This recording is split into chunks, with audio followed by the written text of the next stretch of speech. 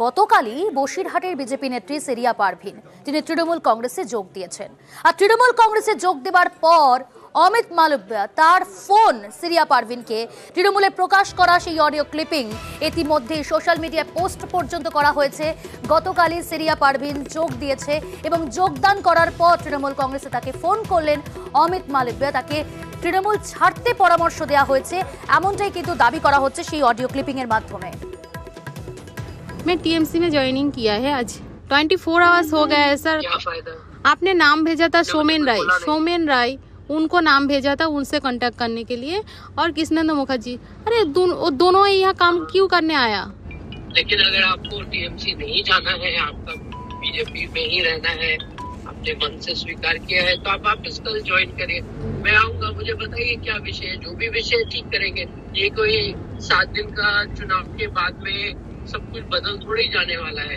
आगे भी चुनाव होंगे, बहुत सारे चुनाव होंगे, और यहाँ पे जिस तरीके से उनका पार्टी चलता है, जिस तरह से वो चीजें करते हैं, वो यहाँ पे सरवाइव करने वाले नहीं है। मुझे इतना विश्वासघातक मैंने नहीं हूँ। आज टीएमसी में ज्वाइनिंग किया, आप मेरा जितना भी फैसिलिटी मुझे मिले मैं एक्सेप्ट और नहीं करेगा, यहाँ ही रहेगा, और आगे देखते हैं क्या करते हैं।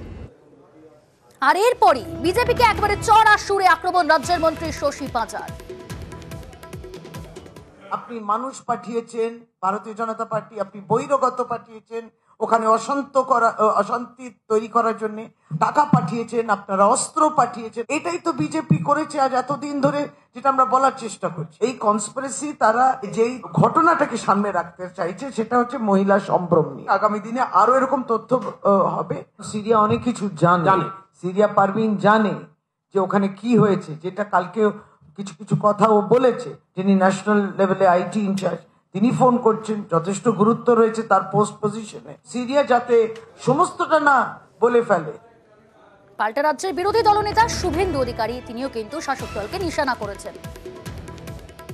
গঙ্গাধর কয়াল কল রেকর্ড শুভেন্দু অধিকারীর কাছে পৌঁছাবো, আয় না আমার কাছে ভাইপোর কতগুলো টেনিয়া, এরা একসঙ্গে গোটা সন্দেশখালীর লড়াইকে একটা চরম লড়াইয়ের আওয়াজ, এই কণ্ঠস্বরকে বন্ধ করে লড়াইকে কালিমা লিপ্ত করার জন্য অডিও টেপ কল বা ভিডিও কলের ভিডিও ফুটেজের একটা রম্য রচনা তৈরি করেছিল। গঙ্গাধর কয়ালের এই ইস্যু যেদিন সিবিআইর হাতে যাবে, ভাইপো প্যাক হবে।